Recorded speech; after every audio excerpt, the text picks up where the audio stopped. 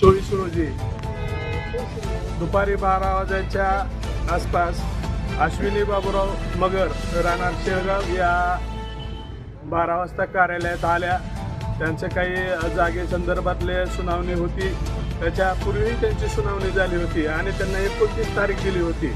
परंतु 24 तारखेला कुठलंही त्यांना बोलवलेलं नसताना कार्यालयात विना परवानगी येऊन कार्यालयातल्या कर्मचाऱ्याशी हुज्जत घालून आणि गट विकास अधिकारी यांना अरेरावी भाषात बोलून त्यांच्या कामासाठी दाबदडपशाही करण्यात आली व कार्यालयीन कर्मचाऱ्यालाही अश्लील भाषेमध्ये आणि दबाव टाकण्याचा एक त्यांनी प्रकार केलेला आहे. कर्मचाऱ्यांना वेठीस धरण्याचा प्रकार केलेला आहे आणि याच्या संदर्भात परंडा पोलीस स्टेशनमध्ये गुन्हा देखील दाखल करण्यात आलेला आहे. आणि आज आम्ही सर्व कर्मचाऱ्यांनी काळ्या फिती लावून या घटनेचा निषेध केलेला आहे आणि त्यांच्यावर कडक स्वरूपाची कारवाई व्हावी अशा संदर्भात तहसीलदार यांना सर्व लिपिकवर्गीय संघटनेकडून निवेदन दिलेले आहे आणि याची प्रत आम्ही पोलीस स्टेशन यांना सुद्धा देण्यात येणार आहे.